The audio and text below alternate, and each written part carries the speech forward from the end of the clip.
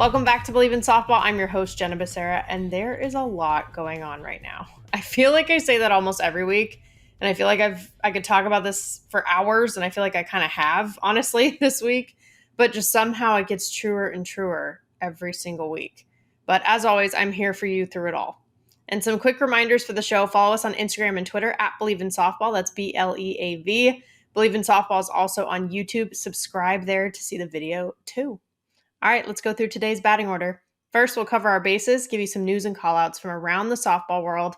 Then we'll head into today's interview with Kenzie Fowler. Pretty cool because we played against each other in college, and now we're both on the broadcasts with Pac-12 Network, and she's super knowledgeable, so I'm excited for you to hear her. And then, as usual, we'll end things with the foul tip of the week, where we share tips to help us keep going and get better. All right, let's get started. Covering our bases. Our partners at BetOnline continue to be the number one source for all your betting needs and sports info. Find all the latest odds, news, and sports developments for the NBA playoffs, Major League Baseball fights, and NFL futures. BetOnline is your continued source for all sports wagering needs, including live betting and the fan favorite Vegas casino and poker games. It's really easy to get started. Head to the website or use your mobile device to sign up and use our promo code Bleav to receive your 50% welcome bonus on your first deposit. BetOnline, where the game starts. And before our game starts here on this podcast and the talk about it, before we talk about any softball, I have to address the terrible tragedy in Texas that left over a dozen elementary school children dead from gun violence. I am sending my condolences to their families and the entire community there. And I've actually since learned that at least one was a little softball player too. So one of our own. And while every single life lost is gut-wrenching, to see photos of her was just like pouring salt on the wound. And then thinking about all of the other shootings recently and just over the years in the U.S., it really brings you to your knees. And honestly, I'm still processing it, and I don't really have all the words. I just feel like looking at the big picture with the pandemics, wars, fires, and natural disasters, crises, like it feels like the apocalypse sometimes in these last couple of years. And I just want to say and just have you know that I'm here. And this outlet, our Bleav in Softball community, is here for you. And I hope that the game that we love can be a positive and healthy outlet for us. And I think especially this time of year in postseason, it is that for so many of us. And looking back on this past weekend as an example, regionals, this is why it's called mayhem. In terms of who won, we've seen the bracket, right? We know it, but there were 11 national seeds that got it done with Oklahoma, Oklahoma State, UCLA, ASU, Duke, Clemson, Virginia Tech, Arkansas, Florida, UCF, Northwestern. They all did what was quote unquote expected of them as the national seed. But what is awesome, and while I loved that softball, right?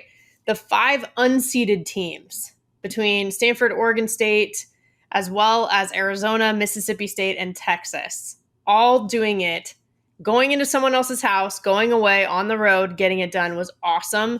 The fact that, you look at Duke and Clemson, these are like 2 really, really new programs. I keep saying it because for Clemson, it's like, this is the second full season they've been able to compete. And they're the number 10 seed. It's incredible. And then Duke, they're within 5 years, right? So it's like, it's just wild. And then the mid-major representation with UCF, last year we had the JMU representation and now it's UCF, and it could have been more too. We saw so many competitive games, but just to see that and just the way this shook out, I think is more just representative of what softball is across the country right now. And for the record, by the way, we talked about Mississippi State and the energy that they had in the SEC tournament. We talked about this last week. I really liked what I saw. And it was led by Mia Davidson. She was kind of the one where you could just feel that in her interviews and just the way she played on the field. And we saw that come to fruition. And there were other teams too where it's like these things have been building all season long. It's not just about peaking at the right time in terms of play, but also emotions. I feel like that was there for Mississippi State. But there are other teams where it's like they've been competing all season long. You look at Oregon State, Mariah Maison is freaking legit. We talk about this, and to see what they did in Tennessee. pretty impressive, but not surprising if you've been paying attention. And it's easy for us to get caught up in like our respective regions of the country or certain conferences we follow. But when we zoom out and see how all the pieces come together, postseason allows us to do that. But like this has been happening all year long. So cool examples. And then I think in terms of the Tempe Regional, we talked about just the influence of the coaching staff for both San Diego State and Fullerton. And to see them, LSU goes 2-Q, that's not something you would have guessed. And I think this is outside the Power Five too, right? Like we need to think bigger here. And these teams and these programs are just on the rise, and it is outstanding for softball. Like this across the country is representative of what softball truly is right now in the college landscape. Like now we're seeing that come to fruition in postseason, but it's been happening all season long. And with that being said, I kept seeing this on Twitter constantly. It's like the Pac is back, or the Pac has spoken, because they lead the way with the most teams of any conference. 7 out of 9 made it to the postseason tournament. 5 out of 7 are making it to super regionals. 3 were unseeded in that 5. And there's 1 guaranteed to move on to the World Series because Stanford and Oregon State are both going head to head. So someone has to win. Some Pac-12 team has to win. And I think it's something where, yes, there could be more visibility for the Pac out on the West Coast. Time zones are a factor in terms of maybe folks on the East Coast watching more games, etc.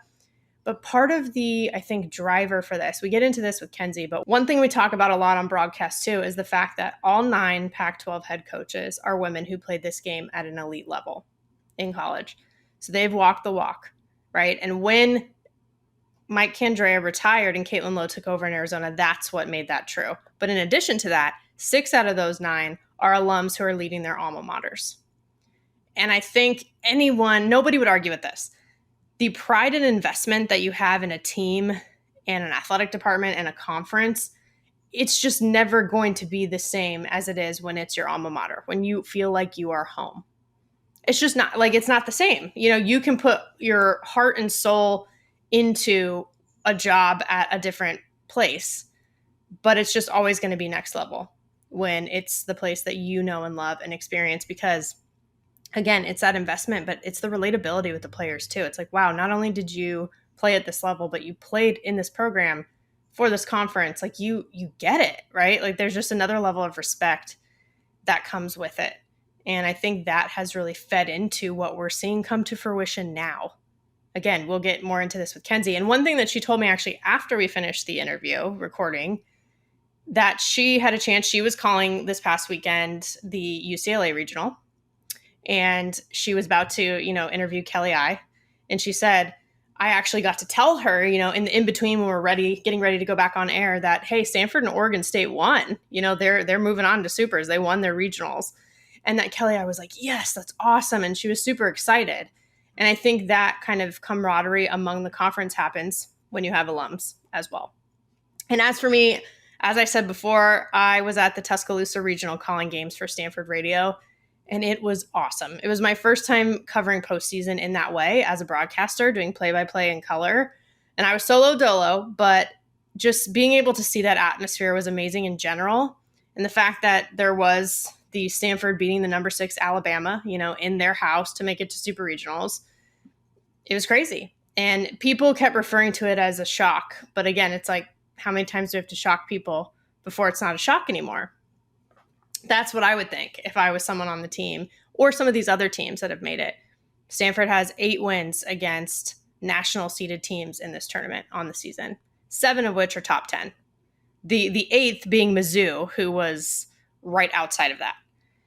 So it's like, they break the streaks in terms of UCLA's 25-game streak earlier this season, ASU's 20-game win streak earlier this season, Alabama's 44-game regional, in terms of regional games, win streak now. And not only that, but they've beat all of those teams twice. They took the series, right, from each of those teams. So is it really an upset, right? We talk about that with Kenzie too. And Stanford's just one example. There are plenty of others in the postseason where that's the case. And for me, on a personal note, for Stanford, it's the first time they've made it to super regional since 2011. That was my junior year. and we went to Tuscaloosa for that. So then looking back, now that they're going to host super regionals, because it's so interesting, this has happened in 2 places where 2 unseeded teams both made it out of their regional. So it's like, where do you host? Well, the higher seed, the one coming out of the bracket, part of the bracket that had the higher seed gets to host. That was Stanford, number 6 Alabama versus number 11 Tennessee, which is where Oregon State came from. So it's the first time they're hosting super regionals since 2009, which was my freshman year. So for me, to be in Tuscaloosa when that type of history is made that is so tied to my experience. And then I saw when I woke up on Sunday that 10 years exactly to the day before that is when my college softball career ended in regionals my senior year in Louisiana. So it was just the epitome of full circle moments, and being able to see this team make it their own on top of that was really cool. As an alum and as a broadcaster and just as someone who cares about softball, right? But I said it back in 2019, it's not just about getting the program back to where we were, quotes, but, letting them get to new heights in their own way. And I love seeing that. And I think that's a key part actually to the Pac-12 conference, where it's like respecting the tradition, but also making it your own, and I think we're seeing that right now. But with super regionals, there's always the stat that's thrown around. It's like 81% of teams who win game 1 go on to the Women's College World Series. Well, unfortunately, I am part of the 19%. Twice. So again, freshman year hosting Arizona and junior year at Alabama, we won the first game. Then the next day we lost, and then we had to come back and play another game that same day, and we lost that game too. In both instances, we were like 1 out away from making it to the World Series before we ended up losing. This was before they extended it to that third day, by the way, which I think is so key. If we could have slept on it, right, could have been different. But I think the cool thing about super regionals is, in some ways, it's my favorite part of the season because of that. When all through the year, when you're coming up as a team after practice saying OKC on 3, it's all about getting to OKC. So I love seeing people accomplish that, where they know they're going to the World Series. But in other ways, it's one of the hardest parts for me of the season to watch and cover because of my own experience and being so close. But I went on Pac-12's Sirius XM radio show this week, and they kind of asked me, who's the most poised to go to the Women's College World Series? And to me, I'm like, if regionals told us anything, and my own experience at Supers told us anything, the field is wide open. It is wide open. I'm not just talking about the Pac-12. I'm talking about in general. It's whoever plays the best and executes the best on that day. It's a scoring contest, not a hitting contest. Picked that up from Coach Alistair recently in some interviews. And on defense, it's about getting outs. It's not getting all strikeouts. It's about getting outs. So whoever does it in the moment, that's what it is. And Supers feels a bit more like conference play in the sense of the 3-game series format. So you kind of get to slow down and catch your breath a little bit in between regionals and World Series, because those are both so crazy with the amount of teams and the brackets, winner's bracket, loser's bracket, all that stuff. But then within that craziness, sometimes it's all happening at once, and we're actually seeing some careers ending in the midst of it as well. This goes from a field of 64 down to 16 teams in basically 48 hours. So I just, I want to send love to the seniors who are experiencing that, because that happened to me, right? Regionals weekend, my senior year. And you think about some of the folks that we're not going to get to see play, like Washington's Gabby Plain, one of the best to ever do it, the standing ovation when she left the field, when she came out of the circle. And you think about Florida State's Sydney Sherrill. We're so used to seeing her at third base in the World Series. And, that came to an end, and countless others. So it's just, you want to respect and commemorate that, even though there's still a lot of postseason left. And we definitely get into it today, like I said, because someone who has been there and is still there in a lot of ways is today's guest. So let's head into the interview.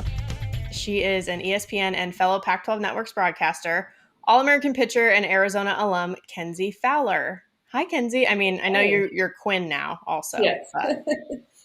He understands. My stage name is still Fowler because Kenzie Quinn is not really anyone in the softball world. So, yep, Kenzie Fowler is still sticking with me. I love it. Stage name. I feel like that's right. That's the right way to put it. I'm glad that that's how you phrase it. That's amazing. Well, I mean, this is cool for me, and hopefully for you too, because just we played against each other in college, and now I feel like we maybe tweet at each other sometimes, but Yes. now we actually get to like chat in depth a little bit more, which is always fun. Yeah, super cool. I know we have a lot of memories in common, but it's awesome that we're both sticking around. I know very close to our alumni programs, and of course covering the pack, and just being softball nerds. Gotta love it. Can't take it out of us, I guess. Oh, never. And I feel like I talk about this with a lot of people who come on too. People, it's hard to never have anything to do with softball ever again, Yes. after you're done playing. For us, like we chose to be like very close to it in the avenue that we have decided we want to take. But like I feel like everybody, there's always that connection, no matter what. Yeah, no, I think it helps fill a void. Like, of course, I try to do some lessons off to the side, and I coached club a couple of years ago. But then I decided I needed to have weekends back because that was way too crazy. So saw them off to college and said, okay, that's good. But it's a great avenue to stay on the media side of things and help cover the sport, because I think coverage of the sport is really important, and I think it's important when you have people that are relatively new out of the game and have been where the athletes are right now and really can understand what they're going through. So I love being on the media side. I wish. I will say we're getting more opportunities every year. So I always want more. I feel kind of greedy on that side because I'm like, I want to do more. I want to help showcase more things. But every single year, our sport is demanding more coverage. So I think that's really a fun piece to be a part of. I 100% agree with you. I get greedy too. I think that's the competitor part though, right? It's like Yes. because we did play at a high level and we translate any athlete really or anyone who just like dedicates themselves to their craft in that way. It's like, well, yeah, you just want to keep improving the way you did at that time, right? So, Yeah. of course. Of course Yeah. that's how we There's are. there's always it's just like I always want, I don't know, different like podcasts, or I work in my regular job, my 9 to 5 jobs. I work in creative for Arizona Athletics, so I get to have my hand in showcasing athletes, and I work a lot with our Olympic sports. And so anytime I get to cover softball, of course, or just honestly any women's sport, I get so geeked up, and it's a little piece of pride, I feel like, too, as well. Like, you want to showcase these women in their best light, for sure. Yeah. I think it's all about like the storytelling, right? Because at the end of the day, what you're doing with creative and what you're doing on the broadcast is telling the stories of Yeah. like these athletes, these coaches, these programs. And I know like you and I understand it's like that matters, right? Yeah. Because sometimes there's a huge range of players. So there's some people that will go on to play pro or internationally or whatever, but there's a lot of people where like this is the biggest stage and college softball is one of the biggest stages within softball. So it's like this could be the career ending moment for somebody or just a life changing moment for somebody that's happening on the field, and we have like the privilege of being able to call that. And so I know I always appreciate and I like this about your work, and there are others too like around the country where it's like we take that really seriously. Yes. And I think it helps when you are alums like we are because we get it. Yeah. No, for sure. And like I said, the sport is demanding more every year, so that's really exciting. Yes. It's good news.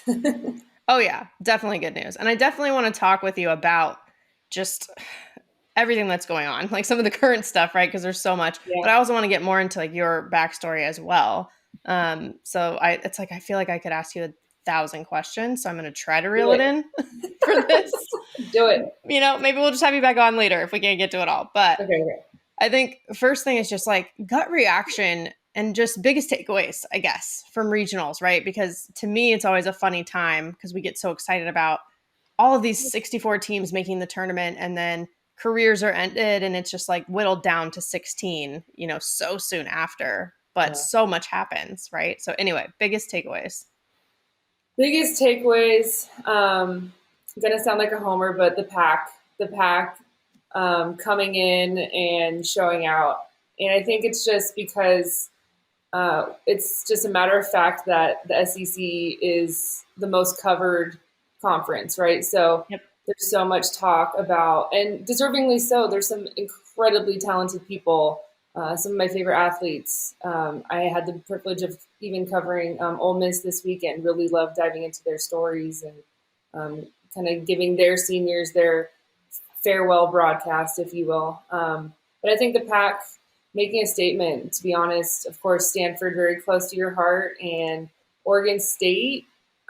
So fired up for Coach Berg. I just feel like they're a team that has deserved this moment for so long, and I'm such a Mariah Maison fan, and so I've been on the train for 5 years at this point, and nobody's been listening. And I'm like, you guys, she's an All-American. She's just hiding up here. You have no Yes. idea. And so I just love that those type of players are going to get their national moments this weekend on primetime ESPN. And Arizona going into Missouri, throwing a couple of shutouts, just completely giving us a different team that we've seen from them all season long. You'd love to see that. I think just relying on their postseason experience and expectations as a program was something that they could absolutely lean into there. So there was a lot of upsets, but when you sit back and kind of like look at the upsets and you think about the body of work, you can kind of go, was it an upset? Was it an upset? Thank you. Not really. Not really. It's just who we've been talking about the most. And so it's just what do you see? What are you absorbing? Do you really know what the body of work of these teams are when they step on the field? And they showed up. Yes. I am glad that you said that. I also sometimes feel like a homer, especially when it's like the conference and our teams Yeah. right now, right, are both like doing well and competing and moving forward. But at the same time, like it is really kind of what happened this past Mm-hmm. weekend. Like Yeah. people are saying things like the Pac is back to me. I'm like, I don't know if it's back because I don't feel like it necessarily left. Right. But I think there's a little bit more visibility again that may be back just from what they were able to do because they were getting a little bit more coverage on that national stage with ESPN with all the other conferences like the SEC, Yep. to your point. Yep. But I love that you mentioned the three unseeded teams from the Pac too, because not to take anything away from UCLA and ASU, but it's like that was quote unquote expected. I don't like the oh, well, this is who we expect to win or lose because as Right. we all know, the game doesn't know. But Yep.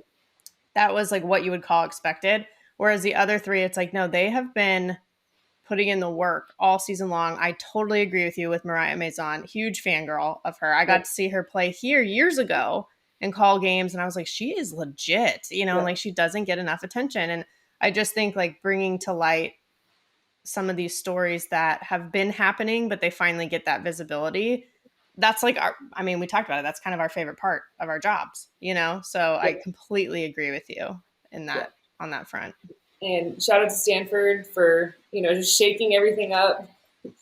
I think if you ask like anybody predicting or bracketologist, they'd be like 1% chance to or have people slotted them in for super. So you love the I don't know parody, whatever you want to call it.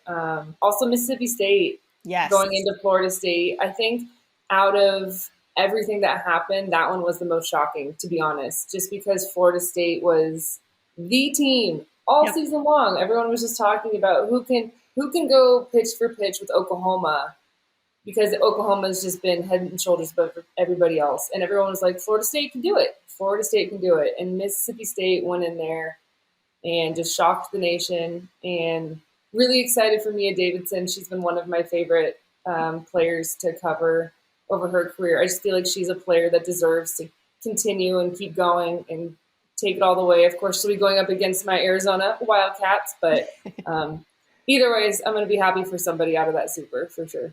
Yeah, I'm so glad you brought her up too because I said this on the show last week too, where I was like, the energy that Mississippi State had in the SEC tournament felt different. Like Yeah. it felt like they turned it up for postseason and sort of not just the performances on the field peaking at the right time, but that sort of emotional part also felt like it was peaking at the right time. And they went to battle and they had some close games and all that. So I was like, I don't know. I'm shocked that they beat Florida State. Totally agree with that. But Yes. I'm not shocked that they I don't know, gained the more attention from like what they did this past weekend. And to me, that's one of my favorite, obviously very interested in the Stanford, Oregon State super regional, and I'll be As you should here, be. yeah, doing radio and all that stuff. But the Arizona, Mississippi State regional or super regional is one of the ones I'm most interested in for all the reasons you just mentioned. Look, somebody is going to the World Series unseeded. Yep. Two teams. It's like I can't think if there's any other upsets that I'm missing, but yeah, I tweeted that it was the wildest day in college softball history, and Yeah. it without a doubt, without a doubt, that was just so much fun, and it was crazy because I was going on air with Ole Miss and UCLA, like right in the thick of all of these like games being in the sixth, seventh inning, and it was normally I have like stat broadcast up on my iPad, and I was like, no, we're gonna have I had the 7 innings podcast going on because they're doing the whip around, and I Yep. was like, I've got to be focused, lock in. Like you have a game in front of you, but this history is happening, and it's just mayhem across our sport. So it was really hard for me to be like, okay, call a game, but also be part of this and watch what everybody else is watching at the same time. Well, yeah, that's a softball nerd in you, right? Yes. Which makes total sense. But I agree with you. It's like, it was probably the wildest in terms of the way things were seated, right? And then so then people start to ask, well, does that mean the rankings and the seedings were wrong? More so than like there were so many upsets. What are your thoughts on that? Ooh, that's a heavy question. I don't have too much beef with the rankings. I thought in terms of the bracket, because after last year, I had a lot of beef with the bracket last year. Oh, yes. Who So, didn't? so my expectations were low, and they were met very well this year. So I don't have too much issue with seating and where people were sent. I was really happy, to be honest. Just some little nuggets on the West Coast. They first team, the committee, Grand Canyon first NCAA tournament is an Arizona team. They sent them to UCLA. Cal State Fullerton, who almost every single time, 99% of the years that they're in the tournament, they're in the UCLA regional, send them to Tempe. Those little moves make a difference, and so it would have been very easy just to keep Grand Canyon in the Tempe regional, keep Cal State Fullerton in the Los Angeles regional. I really think those little moves make such a big difference to give teams the postseason experience, to shake up the states, because it's just so repetitive for those teams to stay within the state. It's Florida sees a lot with all of their schools. Texas, of course, didn't have a regional this year, but normally you'll see a lot of Texas flavor in a Texas regional. So brackets, seeding, I don't have too many issues, to be honest. I think you just give teams a chance. Give anybody a chance, and it doesn't really matter what you're seeded. Just give them the opportunity and give them what they deserve, and then they can take it from there. And like we saw this weekend, it didn't really matter. Like the teams went in and fought harder and came out of the regional, even if it was as tough as playing at Alabama. Yeah. And I think we know from our experience that the last thing that you are trying to think about when you're actually competing is what seed is this again? What Right. ranking are we? Are we not ranked? Whatever. Like that is not the area of focus for the No, coaches or the players, right? And it's like the only rankings in that regard that matter are the ones at the end of the season. But I yep, think for the softball nerds, this is interesting conversation for us and also visibility for the sport. So it definitely has a role. But it's sometimes when you're like, okay, let me put my player hat back on. Yeah, this is not what I'm focused on, 100%. Yeah. 100%.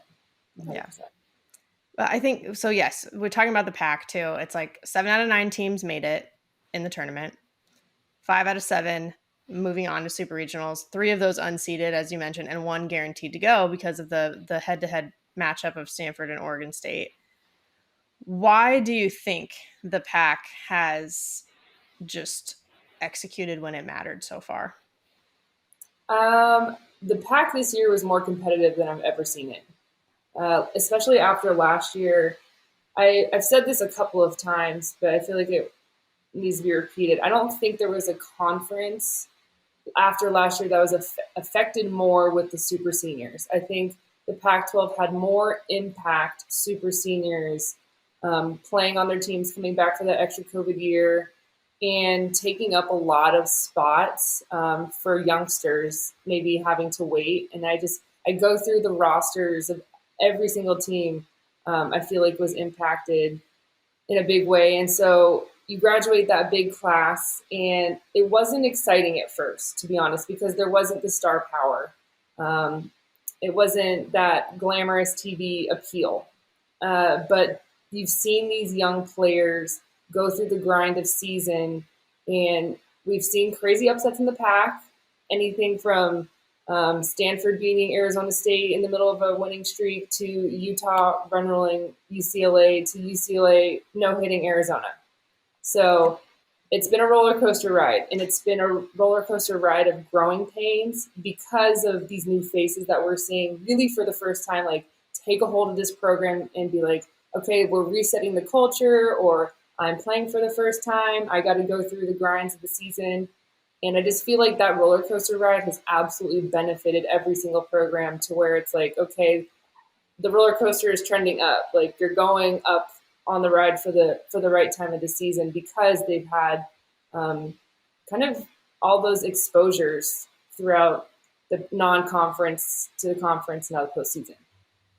They are battle tested, Yes. 100%. Like I think I saw Caitlin Lowe was talking about that because Arizona in particular impacted by the super seniors, like you mentioned. Yeah. But she was talking about like if we don't go 0-8 in the first part of Pac-12, I don't know if we're here, right? Which is such an interesting perspective to have when you think about it. And I know that Coach Lombardi at Oregon was talking about that too, because they had like a little bit of a losing streak in the middle of Pac-2. But that is when you kind of find yourself in a way, in a weird way. It's like you feel lost, but ultimately when you come out of it, you're able to, I don't know, figure it out in a certain way. And I think what you've hit on is also important, that the gap in between the top of the pack and the bottom of the pack to me has closed Oh yeah. dramatically just Oh from yeah. last year to this year, right? And that's why we're seeing like some of the upsets you mentioned throughout the just conference play coming into now postseason. It's incredible. It's like everyone was at least had a 500 record. Utah, like exactly 500, everyone else up. So it does make you think too. I know we talked about this on Twitter already, Yeah. but like, what if Cal and Utah, right, would have made the tournament? It makes it interesting. And not to say that like, oh, all of a sudden all Pac-12 teams are necessarily moving on every round, but just what would the battle have looked like is like an interesting thing to think about. Yeah. 100%. I also, like you touched on Arizona and their low point of the season. I also look at Oregon State and how many runs they lost in the pack by one run, and how Yeah. different their season could be, just because of they were so close for like it felt like 3 weeks in a row. They were just kind of snake bit a little bit. Um, Yep. so yeah, everyone was talking about the pack is down, but I think to your point exactly, the pack is just closer. It's tighter. The competition is more level, and I think that draws back to because of the super senior class that graduated, it was a little lopsided, and so now it's the playing field is level. If a team wasn't as impacted by super seniors, say like Stanford didn't have as many as maybe in Arizona or Washington, Yep. or even in Oregon, but those players are now leveled up. So it's kind of like their cream of the crop is getting stronger, and every time you get um, playing time. Like playing time matters, so Yeah. it helps you get better. And the pack is definitely not down; it's just more competitive. Yes. I think this is really important to talk about too, because I think we often, especially in the postseason too, because when we think about the narratives, right, we talk about the history of the conference and how it's won the majority of national championships and the UCLA Arizona conversations being the top two historically and being able to accomplish that. And I think all of that is important because there's a lot of influence from that now. Like you mentioned the Tempe Regional, for example, it's like, yeah, you got Stacey Newman, Victoria Hayward, and Rachel Garcia on San Diego State staff, like Crazy, three of the greatest from the pack, right? And yeah, Olympians at that.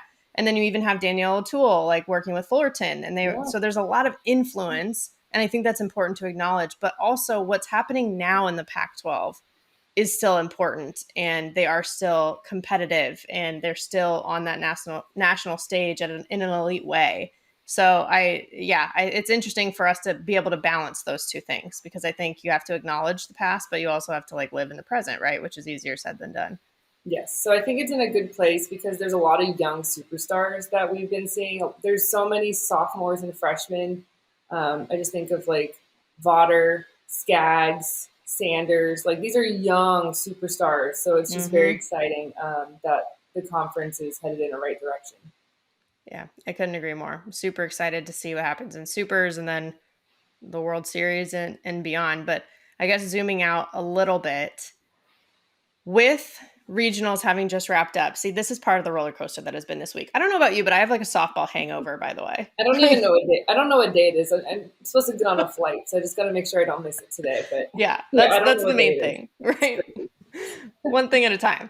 But Yeah. it's like, because some seasons have ended now after regionals, like now we're seeing things go crazy in the transfer portal. And I'm seeing so many different opinions, right? Where it's like, okay, no, you need to be loyal. But then on the other side, it's like, well, you need to do what's right for you.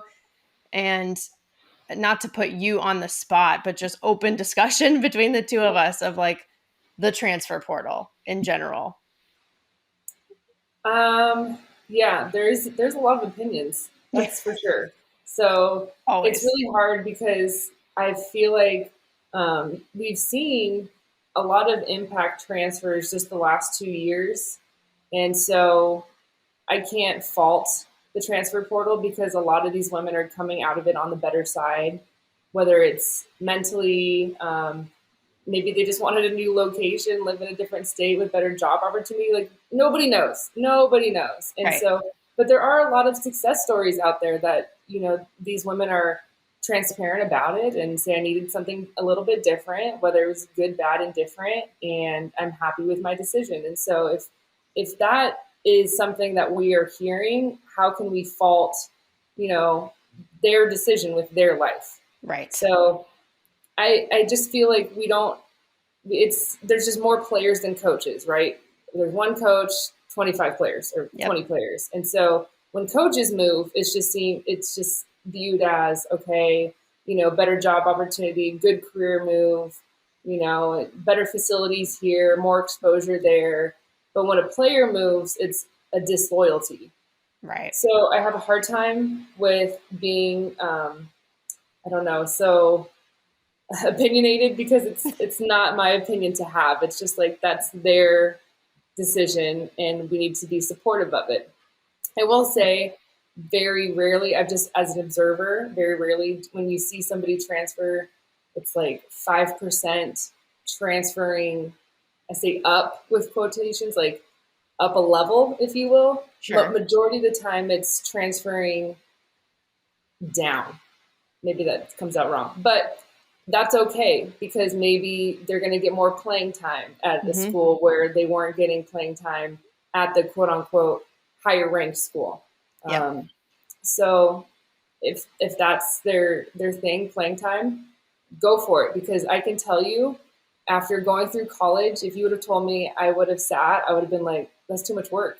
That's that's too much work for me to now I understand like we have to have our role players. They're such a big part of chemistry Yep. and where we need to go but me personally, I would have been like, I'm out. It's too much. I'm working too hard in the weight room. I'm working too hard in the classroom for me not to have time on the field. So I totally get that because it's such a short 4 years. It's such a grueling 4 years that you want to put yourself to have the best situation on the field, off the field, in the classroom. So I'm just short and sweet. Do what you got to do, and Yeah. we'll just watch. Yeah. Well, you're We'll just reminding. observe. Yeah. I mean, but I think the opinion that, hey, it's not my place to judge is a good opinion, right? I You're reminding me just of like general like corporate America right now too, where it's like, oh yeah, when like executives make moves or whatever, it's Yep. considered a smart business move or personal career move. But then Yep. if you leave a company as an employee who may be under them in the org chart, it's not as. Exactly. So that's interesting because I hadn't thought a bit about it quite like that, but I think that that's a really interesting point. For me, I'm like, I didn't transfer. Obviously, it's not something that's often done at Stanford. It's really hard to transfer into an academic school like Stanford, so it's just not as Yeah. much of an issue. But just as an observer like you, I'm like, I completely understand when people. I also think if something's not right, to go somewhere that does feel right for you, and it is your life. I totally subscribe to that as well. I think sometimes where I'm like, ooh, it's just like not relatable to me personally is when it's like you transfer more than once. And I'm like, oh, okay. But then at the same time, COVID made things super weird with that in terms of scholarships and what's available. Yes. So for me, I'm like, I only know what was right for me. And I'm trying to now kind of get my head around like what these new experiences are for these women, because it is very different than what mine was, you know? And so Yeah. I think it's just having that like open mind that's important. Like I, you know, bleed cardinal red, always will. And like that's how I felt. And it was hard in the early years. It was hard. But I fought through it, and I'm so grateful that I did, because I think now that I don't know if I'm where I am now if I didn't, right? But that's my story. So Oh it no, just depends. 100%. And just to be completely like transparent, there were times during my career where I was like, oh, it'd be a lot easier if I just dipped out. Like, this is hard. And I don't know if I can do it another year. Like, maybe I can just go somewhere. Like, those, you have those thoughts. And I don't want to say constantly, but they're there Yeah. because it's so hard. Like, nobody understands how hard it is. And hard mentally, your body, like my body was just at its max, and I could barely like get up in the morning. And I was like, you know what, I can do it just a little bit more. Yeah. And now I can look back and be like, no, like those were the best years of my life. But thinking to myself in the moment, you have those thoughts of like, I don't know, I should just get out of here because this is really hard, and I don't know if it's going to get any easier. And I feel like, especially that sophomore year, something about that sophomore year is like really hard because you can feel like you're in the middle of your career and you feel like your senior year is so far away, and your body's starting to, get those old lady pains, and you're not a freshman anymore. So Yeah. I feel like we're seeing a lot of sophomores in the portal, which I understand because I remember thinking back to my sophomore self being like, dang, this is really hard. This Yeah. is really hard. Oh my gosh, for sure. Actually, it's like this is kind of a stretch, but bear with me. When I Yeah. think about like days of the week in terms of the work week, let's say Monday through Friday, to me Tuesday is like ugh, there's so much more left in the week. You're not even halfway done, but you've Tuesday already is the sophomore worked. year. Yes. Exactly. That's where I was going with this. Tuesday is Yes. a sophomore year. Thank God for Yes. Taco Tuesday, right? Yes. Like, Yes. so I think No. maybe if you're a sophomore, just look for your tacos. But yeah, it's hard. Yeah. Thank you. You Yeah. you get me. No. It is right there because it's like you can't see the end. You can't see the beginning. Things are painful, whether it's like mentally, physically, your finals, you're having to declare a major. I remember when they asked me to Yes. declare a major, it was like literally the last day, and they were like, Kenzie, you have to decide like today. And I was like, I closed my eyes and I was like, journalism, that one. Yeah. It has the least amount of math. And they were like, okay. And I was like, great. Now give me my classes, I can be on my way. Well, thank God you chose that. Worked I out. know. I had no idea. I just closed. Literally, it was between journalism, creative writing, and I want to say history, just because those were the three with the least amount of math classes. And I hate math. Hate it. Like, will not look at numbers. Stats, and that's a weak spot for me during my broadcast. Is stats are so. I don't know, they're such a big thing now in our sport, and they're getting bigger. And so, me being one that's not with the numbers, it's such a challenge for me to sit down and look at these scouting reports and sit with the 643 charts and be like, okay, where are the storylines? I hate looking at these numbers. I just want to feel the flow of the game, but I will, try my best and try to be a stats person, even though I hated taking stats class in college. It's okay. Well, in your defense, again, as a player, you're not trying to think about your stats, right? So No, that that's is true. like an adjustment Yes. afterwards when you're like, oh, Yes. now I have to, that's right. Now I have to think about these things, that I was Yes. telling myself not to think about before. Exactly. I look at stats more now than I did as a player. It's Totally. wild. Totally. Yeah. No, I'm with you there. Like some stats are fun because then you get into like the nerdy part, like you said before. But When I see the storylines is where I like it. I'm like, oh, okay, so exactly. 60% of the time she's hitting it this way, or in this count, and then like, but what makes her that way? And then I can like, Right. oh, okay. So it leads Exactly. me into a story, but I gotta like really sit down and hunker down with them to find the story. Once I do, 100%. it's great. Yes, I love the stats where it's like, oh, someone would look at where they were hitting last year and look how much they've improved this year or something. Yes. I'm like, amazing. I'm Yes. all in Yes. on that. Yes. Exactly. No, but I'm with you. I was a communication major and I did media studies for grad school. So with you on that one. Yeah. And like I Yeah. pull out my calculator like for every tip I leave at a restaurant, also on my phone. I'm Literally like, same. just I can't. Just let me let me Same. just look it up. Can't Yep. do it right Same. now. That's amazing. Well, okay. Yeah, I think because the thing about the transfer stuff too, like going back to that, just to wrap that up, Yeah. transferring is one thing, and then the portal is another thing too, right? Because it's like the portal itself has. I'm just to me like even seeing so many Alabama players, for example, like right away like enter the portal. We just didn't have that kind of visibility into Right. the transfer process before, Right. so I think that's also why it feels more overwhelming because I'm like, oh, I wouldn't have known this information this soon before, Right. you know. Right. But And I mean, I feel like looking back on even through like high school and club and every team that you're on every single year is so different. yeah, So, and I mean, everyone can sit and look back at their teams and be like, that team didn't have good culture that I was on, or that team had really good culture that I was on. And so sometimes I feel like maybe with Alabama right now, just need a little bit of a culture shakeup. And, maybe 6 months down the road, we're all going to be looking and saying that's what needed to happen. That's sure, for everyone. And for Alabama, for those players, just a little bit of a reset because we've all felt those situations where like this team just chemistry, we're just not vibing for some reason. I don't know why, but it's not fun. The pieces aren't what they need to be. I'm going to go to this club team. I'm going to go to this club team or it's right, kind of the same thing. And then you get new players and you're like, no, these are my people. Like, and when they transferred over, like, or they moved over to another club team, they better fit for them. So yeah, true.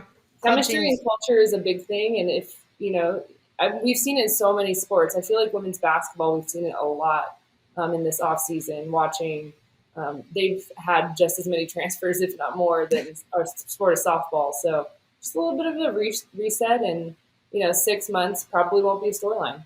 yeah, yeah, right. It's becoming more and more part of the game, and it's just new to me for all the reasons I already said. So I'm still learning about it. So I'm kind of like you, where I'm like I'm not putting a stake in the ground, and dying on a hill about this necessarily at this point. Yeah. Like my gut reaction was like, oh, I liked that I stayed, but then I'm like, well, there's way too many factors to make it Yeah. that simple. Yeah.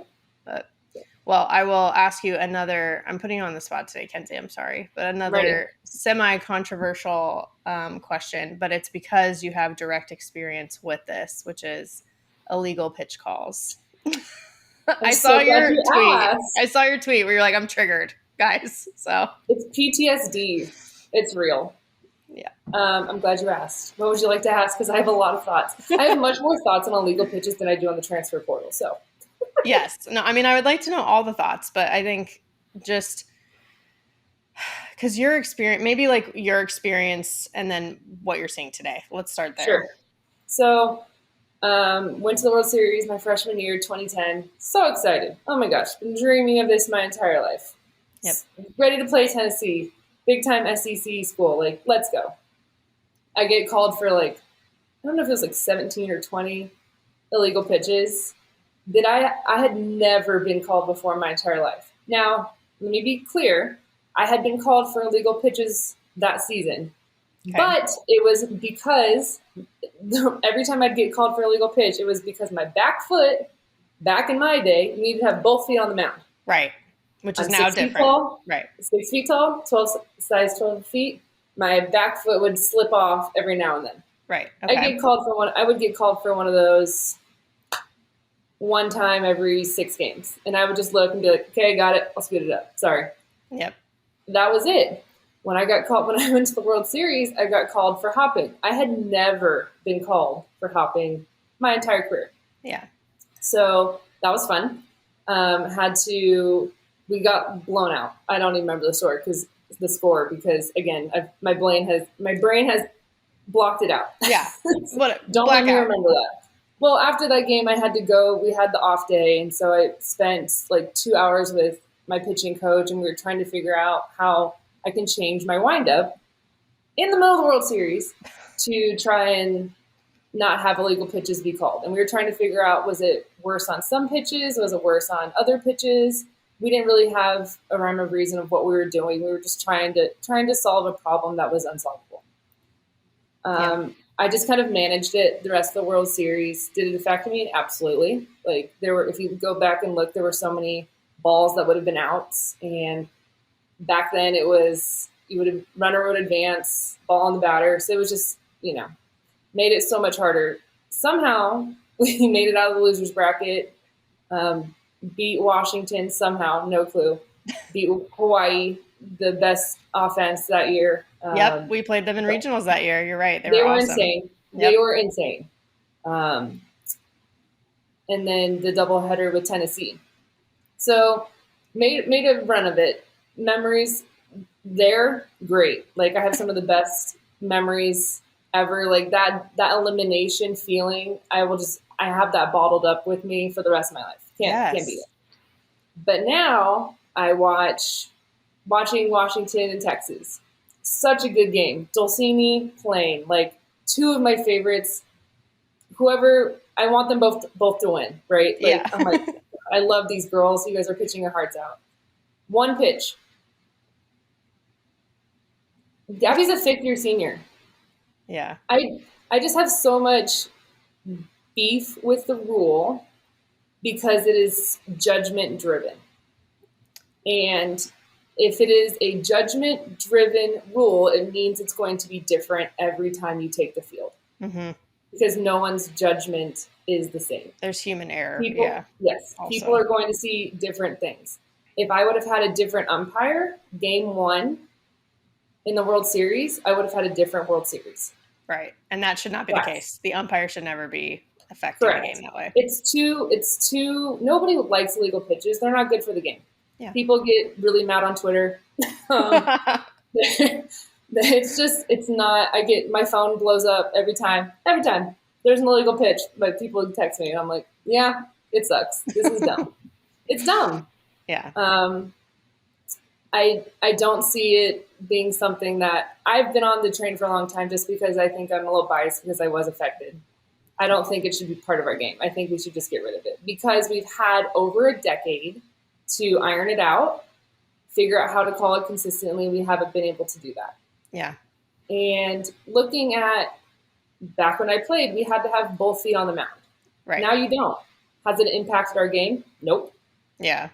But would we get called for illegal pitches if our back foot was half an inch off the mound? You bet.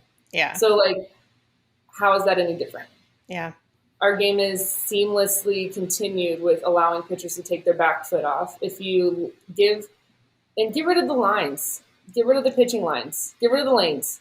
Get rid of the lanes and get rid of the illegal pitches. And I think people will be pleasantly surprised with how much it does not impact our game.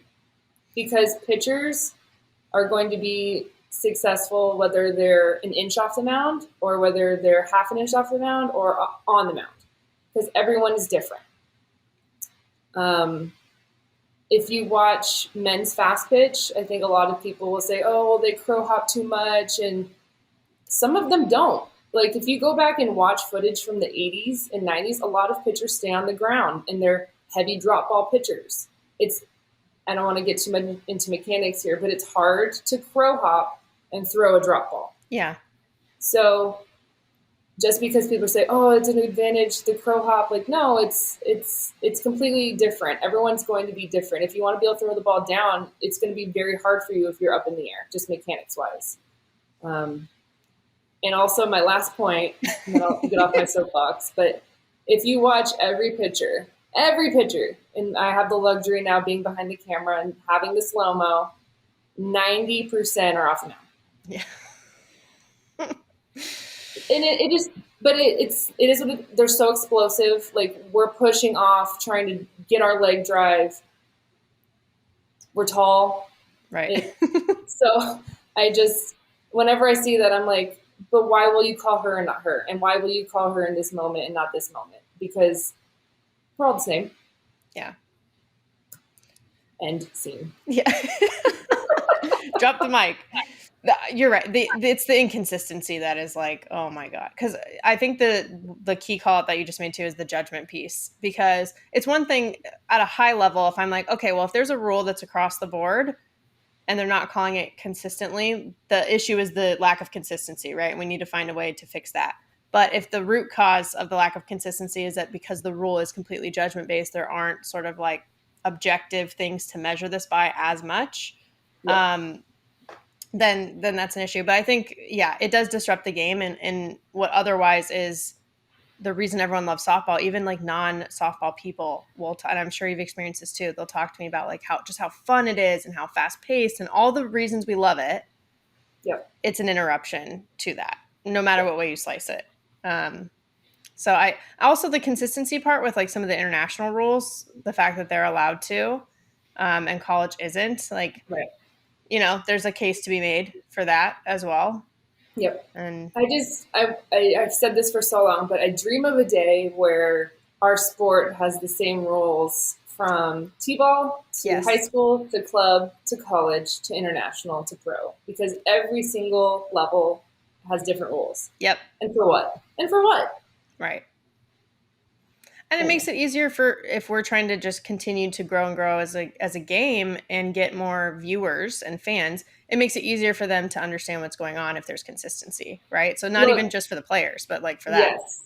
And I will say, like, as I do pitching lessons, right? And so Yeah. I think about this constantly. If I have a girl who's maybe older, and it's as you get older, it's harder to change your mechanics, right? It's like the formative years are 10, 11, 12. Like, that's our time to like really start doing some different things. Let's move your foot here. Let's push off a certain way. Let's really get these drills. But when you're 16, 17, 18, not that you're set in your ways, but it's so much harder to transform mechanics in any sport at any point. So I always think about this. If I see a girl where I'm looking at her drag and she's got, I'm holding up my fingers, but she's got an inch of a gap, right? Mm-hmm. That means she's off the air a little bit. Yep. To be honest, I'm always like, no big deal. They won't call it. They won't call it because they don't. Yeah. So sometimes mechanic wise, whether that's good for her or not, like, we have to think about that. But if it's not something that's gonna stay in her way, then just let's keep rolling. Like, it's not a big deal. Like, they're not gonna call it because they haven't. We've had 2010 over a decade and we've made zero progress. So yeah, that's where I'm at with it. So if we had made progress and we had seen some more uniformity and a lot more consistent calling out the gate, where umpires are going to say, this is something that we're going to call in February, and if we're going to call it now so you have time to fix it in May, but we don't see that. We haven't seen that in over a decade. Right. I just hate that it gets pulled out in the most random moments just because of judgment. Yeah. When you pull out, and you could put another umpire in that position, and it would be a different situation. It'd be like having the obstruction call be in play every single pitch. Now we're rounding out the trifecta with like the controversies right now. Right, but like, how many obstruction plays are we watching where we're like, that's not obstruction, but to that umpire judgment, it is. Right. That's pitching every single time. Well, it for all of these things too, it's like you just don't want to take the bat out of someone's hand, the ball out of someone's hand, whatever it is. Like that, I think, is the struggle. Because with obstruction too, it's like, well, are they not supposed to? I'm all about safety, so I think like the intent of, like, I understand for sure, because you have to have something, right? But like, are they not supposed to? If the ball's thrown into the baseline, are they not? Are they supposed to be like, well, not going to catch that? It's going to be obstruction. Got to let that go. Like, that's not how you play, So. No, I think the obstruction rule definitely has good merit behind it. I think the intentions are good. I think we need a couple of years to kind of iron it out. Yeah. Which is honestly not a big deal. Like, that's okay. Things take time.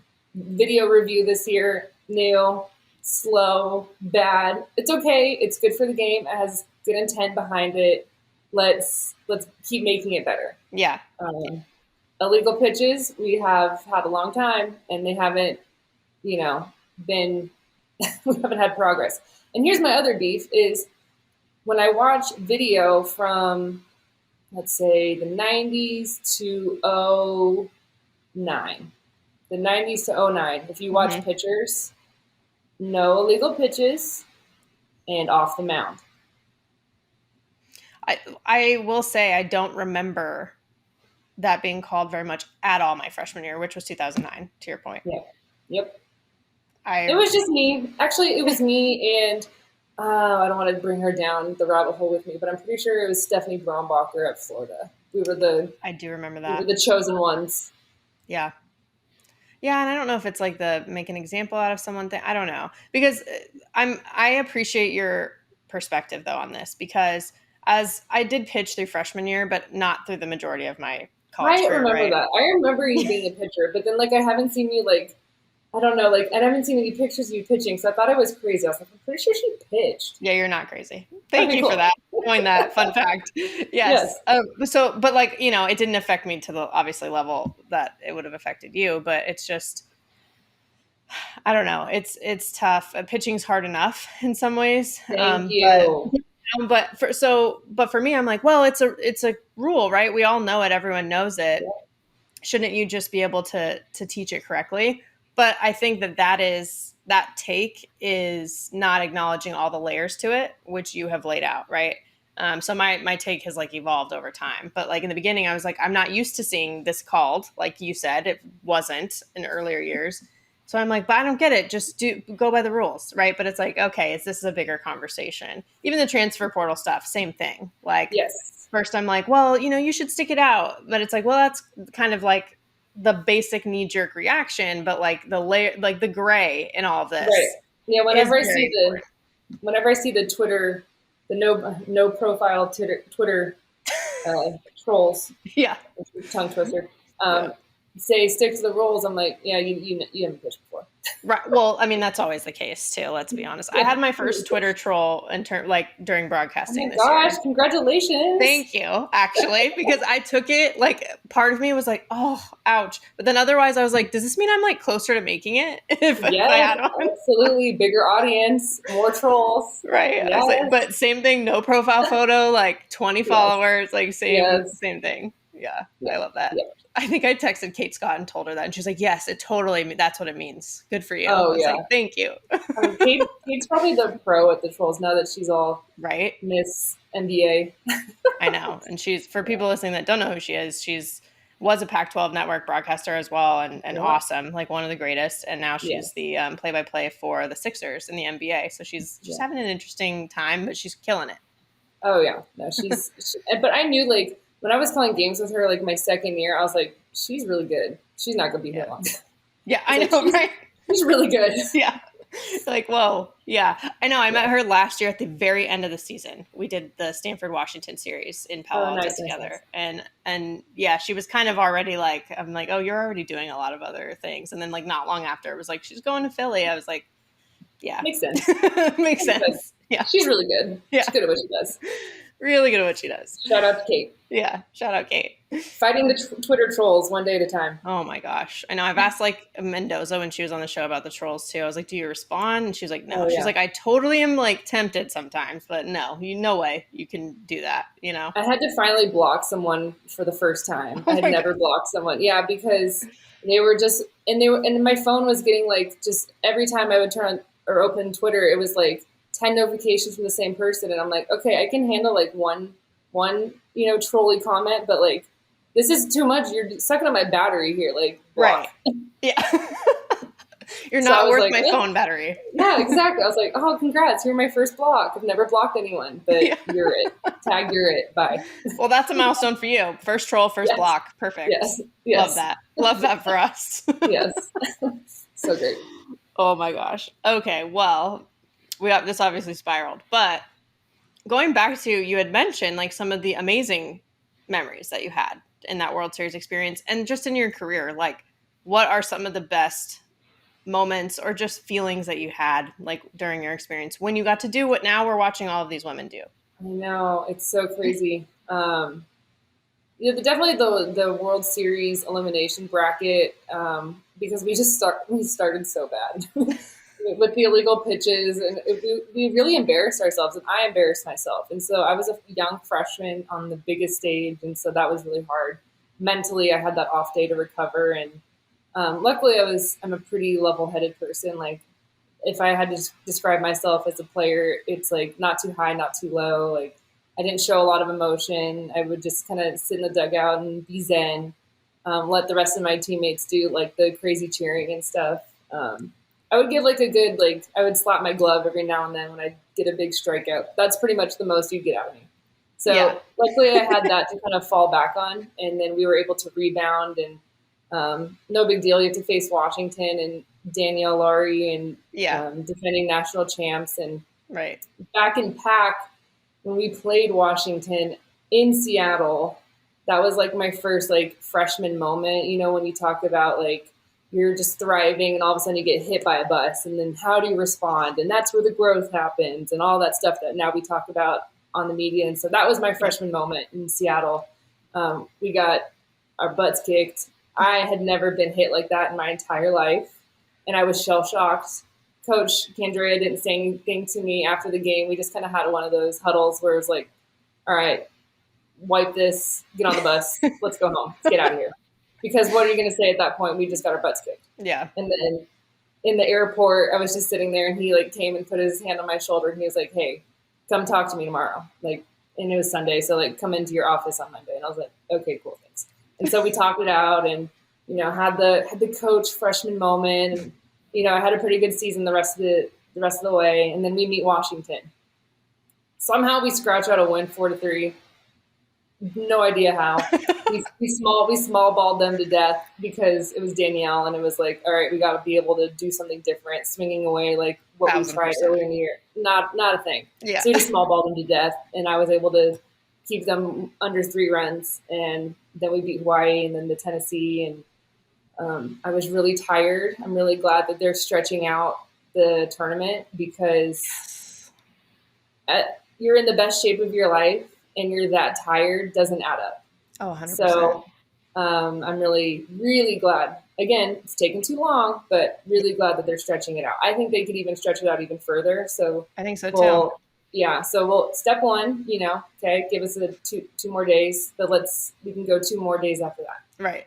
I know. If you look at I know everyone talks about this, but the College World Series, I looked up the dates recently. I was like, what are they again? I was like, why is this so long? You know, so long. Like, yeah, so long. And I've actually gone to probably more College World Series than I have Women's College World Series. I think I've been, obviously I don't count when I was a player, but like went to watch my sister when she made it with Nebraska. And then I've gone for Pac-12, I've gone for Arizona, but I've gone to the men's tournament a lot more because my sister lives in Nebraska. So like, oh yeah, so why not? Yeah, so it's like something that we just like go all the time, go stay with her and go to a game. But they stretch it out, and it is a 2-week block party. Really fun event. But every time I'm there, I'm like, man, I wish it was stretched out like this for the women. I wish it was.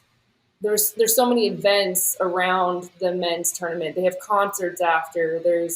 They have like, I mean, the bars are open for everyone, but they also have like little league fairs and like, not Ferris wheels, but like a little, I don't know, little kiddie area for these kids that even the game's not even going on, but like parents will bring their kids to like hang out around the baseball field and, you know, ride the slide or whatever. Yeah. So every time I'm there, I'm like, man, we need to stretch this out more. Yeah. So back to the point. Yeah. Turning the corner. Really happy the World Series is expanding because I was very tired and frankly ran out of gas. And how many top level pitchers have we seen in the World Series run out of gas in that moment? And that shouldn't be the case. You shouldn't be running out of gas when you're in the best shape of your life at the peak of your career. So, you know, but that was fun. Other than I was very tired, the elimination with our backs against the wall type of thing started really bad, ended really good. That was fun. Yeah. And then I'm trying to think of like another moment that really stands out. Probably my senior year when I was at a completely different place career-wise. I had already had 2 more surgeries to make it 3 surgeries in 6 years. So that was really fun. Like I'm talking about, the body was like, I'm out. Right. So I was 2 more surgeries in, and if you look at my innings, I pitched like 60 innings versus my freshman and sophomore year, it was like a combined 400. Yeah.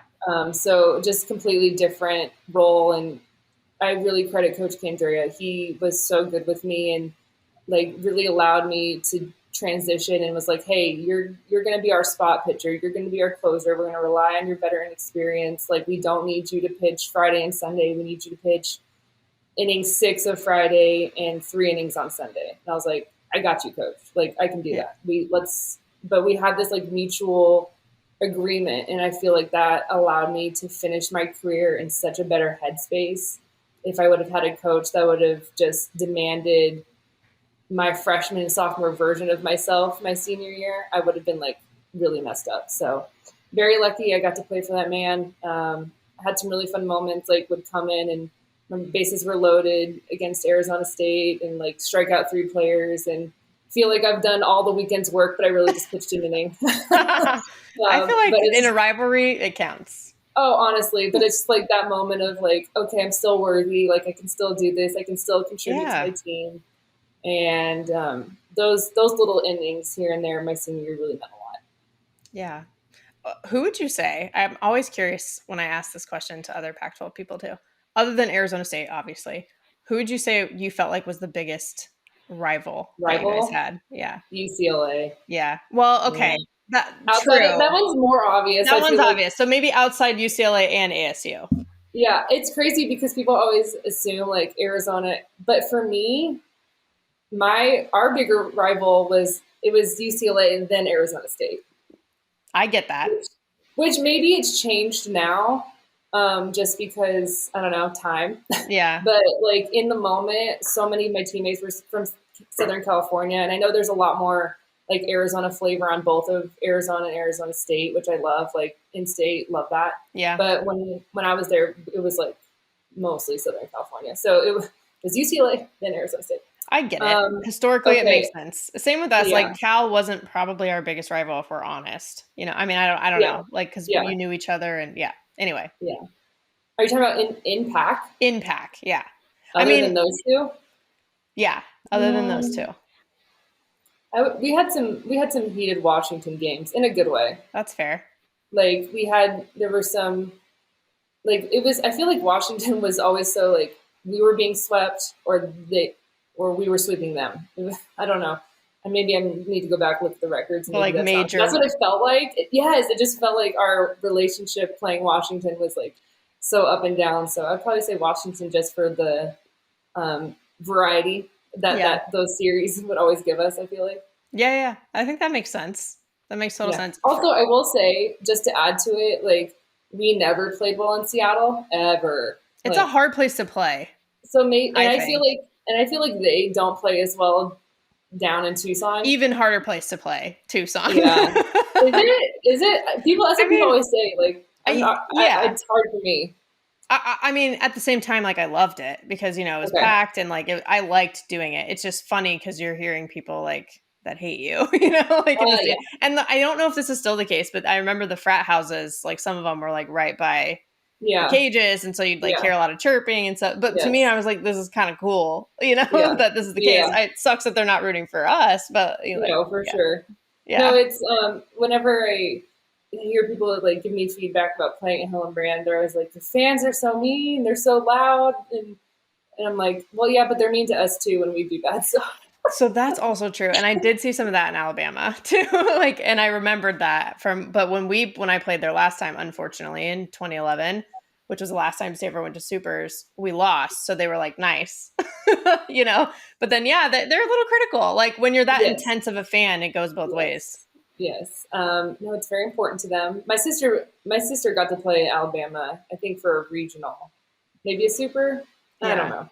But she did play there. I never played Alabama, but she said that because she's played at, of course she played for Nebraska, but she's also played at Hillenbrand. They came to a tournament in Hillenbrand. So she got to experience both. She said the Alabama fans were meaner. Yeah. It's like super like Southern hospitality, but to a point. To a point until their team is losing. But I mean, it's tradition. And, for Arizona fans, like, I grew up in the stands. When my parents bought season tickets in '91, which was the first year that Hillenbrand opened, and that was also the year I was born. So like they had the same seats all the way up until the stadium was renovated, and like I literally grew up going to Hillenbrand and going to games, and like I'm pretty sure it's still in a box in my parents' house, but I have like all the posters from like Nancy Evans, Leo O'Brien, all the way to Jenny Finch. And like I was 10 when it was prime Jenny Finch. Like, Yeah. hello, like, Amazing. come on. Yeah, amazing. So there's like pictures of me with her. I'm like, so like, I've like a gap in my teeth and my hair is like glued to my face. And I'm just like standing next to Jenny. She's so tall. And I'm like, it's Jenny. Um, so, and then like for me, like so full circle, I remember I was trying out for Team USA, and I ended up making the B team, and she was on the A team, and we were doing like combined practice, and I was just like standing in the dugout, and I was like, oh my god, and she's next to me, and I'm Yeah. like, don't embarrass yourself, like just play cool, like, what is happening right now? So yeah, so really, really cool for me to grow up in Tucson the way I did, because I mean, going to games every weekend is how I fell in love with the sport. I fell in love because of what I saw. I didn't fall in love because I was good at it. I fell in love because I was watching Tony Mascarenas at third base and So good. Caitlin Lowe at leadoff. Like I was just like, I want to be like these girls. I want to be like these women. Yeah. Well, I love that so much. And I can relate a little bit, not as like embedded as you are with U of A. You had like 8 family members who went to U of A, Oh right? yeah, Yeah. yeah, So you were like, it was destined in the stars, clearly. yeah. Um, but for growing up in Southern California, I did go to a UCLA camp, I remember, Mhm. and got like all the autographs and all the things. And I remember like when I think my 4th guest ever on the show was Natasha Wally. And I remember being like, whoa, this is Really cool. crazy. Yeah. Like, because then I found all that old stuff and I was like, I have her autograph here. And Stacey Newman ended up coming on the show. It was like the same thing. And I was like, this is such a like crazy thing. The only time I had ever been starstruck in my entire life was meeting Lisa Fernandez when I was like 10.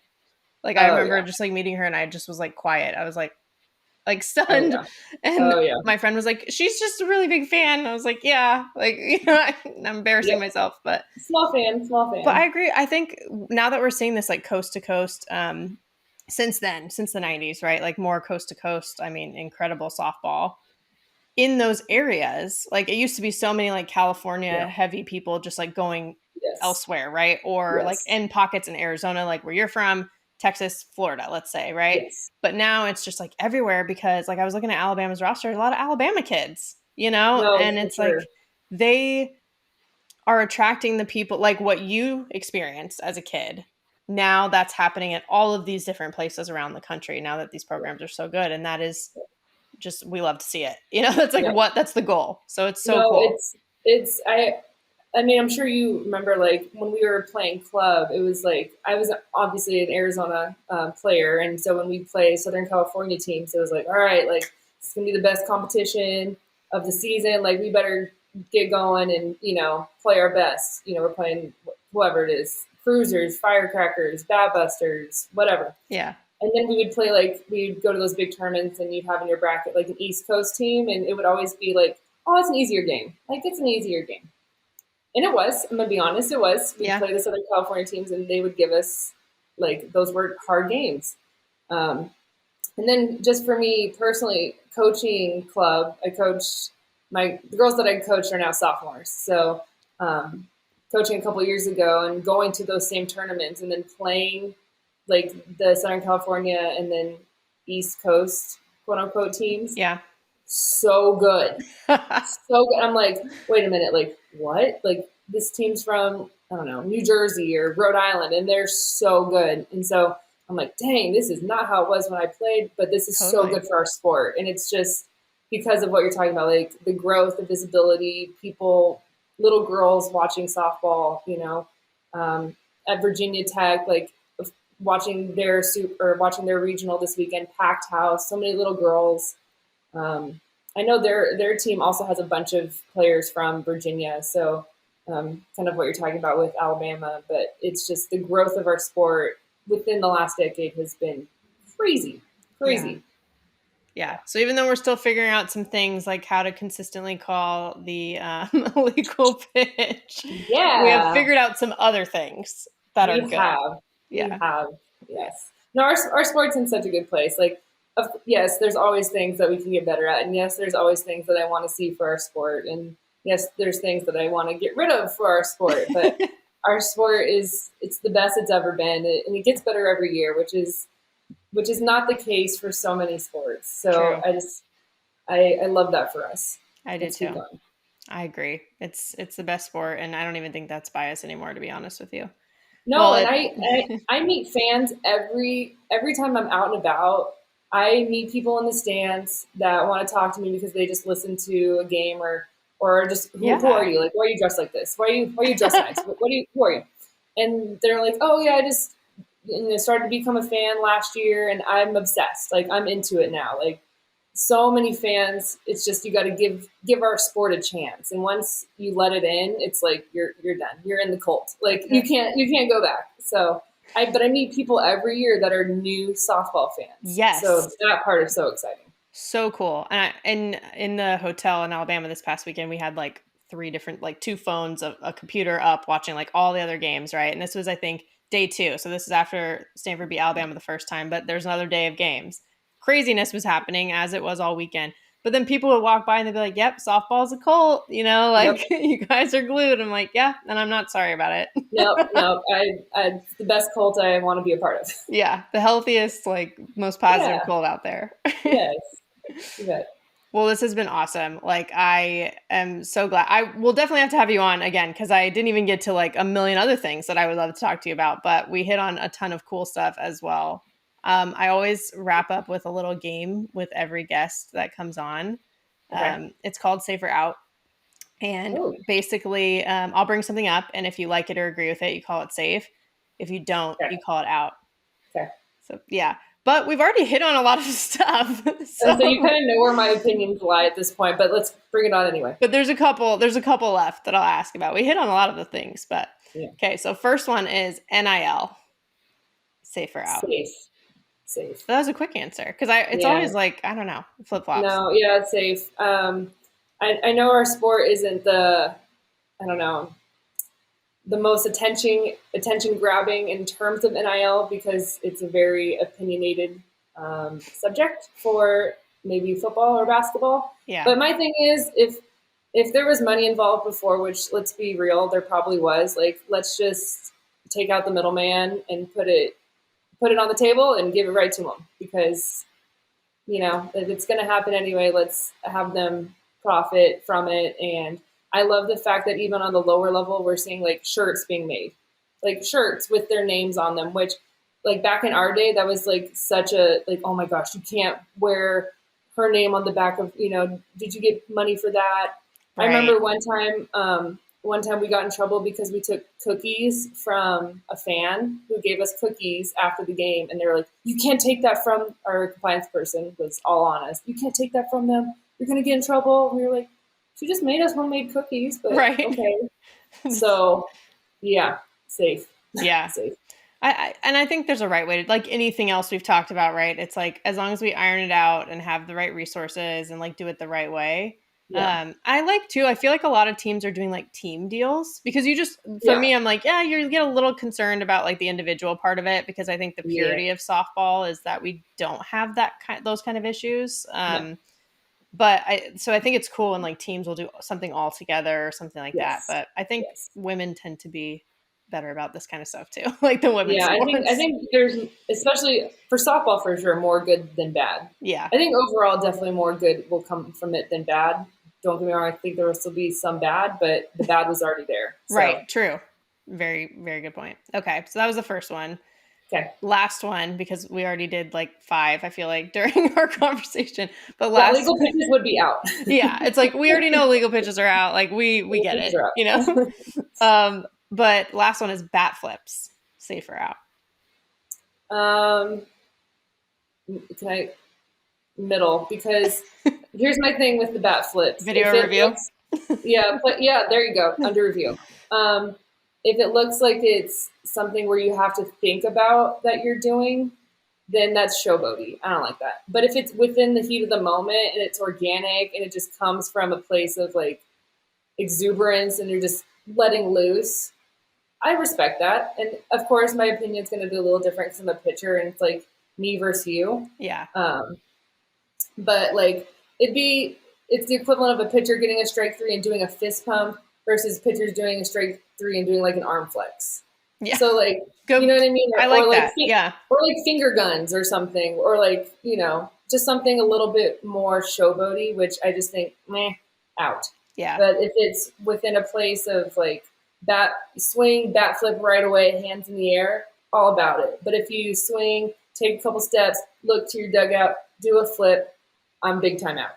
Yeah. Yep. That's my take as well. But I like the comparison because I've talked to people a little bit about like, well, what would the equivalent for a pitcher be? And it's like, what do you take your glove off and flip it in the air? Or like, right, like it's like a stop, a turn, a point. Like, no, right. Just get your fist bump in. Like, I'm all about the pitcher fist bump. Yeah, totally. Is one of my favorite ones. When they closed out the regional final, she let big fist bump. Like, let's go. That's the excitement. That's the emotion. Totally. I'm all about it. I'm with you. Never even thought about a pitcher's fist pump even being like a topic. You mean it, you know, like the way back because it's organic to your point. Yeah. Yeah, it's organic. Pitchers don't have time to think anyway, so there's not like anything that comes through a pitcher is it's going to be organic because our brain is just mush. So it's just going to be whatever we're feeling in the moment. Yeah, totally. No, I like it. I think these are good answers. And thank you again for joining. This was great. I know I put you on the spot, but you handled it like a champ. So I appreciate it. I love it. Podcasts are great. You can like air grievances that you can't air on air. So True. This is great. True. It has been an outlet for sure. Right. Because it's like you have to be so like in a way when you're broadcasting a game and there's just no space for any of that. And nor what should there be. Like it's just call what you see, right? Totally. You don't need to talk about your personal opinions. Just call what you see. So this gives us an avenue to, you know, say what we want. Exactly. Yeah. Well, I love it. And I know we're both going to be super excited to check out Supers and the World Series and everything. So I'm sure we'll chat. Can't wait. It's gonna be wild. Yeah. I'll be in Starkville. I'll be helping Arizona with some social coverage on the creative side. So it'll be fun to watch that with a different hat on because my broadcasting hat versus my fan hat versus my social hat is like 3 different people. So I get to change my persona this weekend. So it'll be fun. 100%. I love it. Awesome. Yeah. I love getting Kenzie's takes on everything. I feel like I put her in the hot seat, but she was such a good sport. She covers college softball. She's been in the position that these players are in now, and I think she just gets it. And there's so much going on in the game right now. And we'll definitely have her back on to talk even more about her own story and experiences too. But with that, let's transition to the foul tip of the week. This week's foul tip is about embracing opportunity over pressure. This feels super fitting this time of year in postseason because as more and more is on the line with every game you advance toward that national championship, or so it feels, the key to managing that is, which is way easier said than done, by the way, is to tweak your mindset. And I can't say that I came up with this particular way of thinking about it and this phrasing. I have to give credit to Stanford's head coach, Jessica Allister, because when I was with the team in Tuscaloosa this past weekend, I heard some of her pregame speeches before we left from the hotel to the field. And something she said every time was, you know, she'd ask the players, is this pressure or opportunity? And they'd all respond, you know, opportunity, because it was a mantra for them. And she'd ask them to raise their hand like, hey, who has butterflies? Right? And most, if not all of them, would raise their hand. They were at least honest, which I appreciated. And she would talk about how that's good. You know, that means you care. That means you're invested. That means you're focused. But to lean into that. And she literally said there is zero pressure. There is only opportunity. And I've thought about the concept before, right? But the way she articulated it, I think, hit home, where it's like you think about, yes, zero pressure, stress level 0.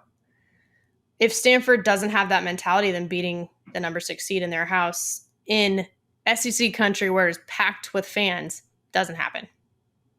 Because pressure comes when you think too much about those details. Opportunity comes when you stop caring.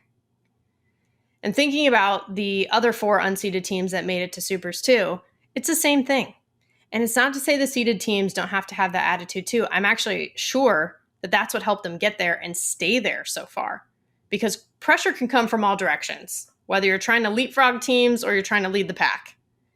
But it's like turning that one pitch warrior or one pitch at a time mindset we talked about last week in the foul tip It's like turning that up a notch. Because, by the way, this has always been the case. Like, think back to JMU's World Series run last year and really just any upset ever. There is some sort of element of this. Because if you're more focused on the opportunity, that means you're more present. And that means the only expectation you're worried about is the next pitch. So in some ways, it's kind of the cliche, like cup half full versus half empty concept. Seeing it as an opportunity is half full. Seeing it as pressure is half empty. And you really want a full tank when you're playing for a national championship or for anything you care about in life. So that's it. Embrace opportunity over pressure. That's the foul tip of the week. You've been listening to Bleav in Softball, part of Bleav Network and presented by BetOnline. The show is available anywhere you get your podcasts, wherever you listen, including Bleav.com, and you can watch the videos on YouTube too. Subscribe, rate, and if you liked it, write a review for the show. If not, don't worry about it. Appreciate your support and always want to know what you think. Also follow us on Twitter and Instagram at Bleav in Softball. That's BLEAV. And you can always reach out to me on Twitter at JennaBecerra01 and Instagram at JennaBecerra as well. Thank you for tuning in and catch you soon.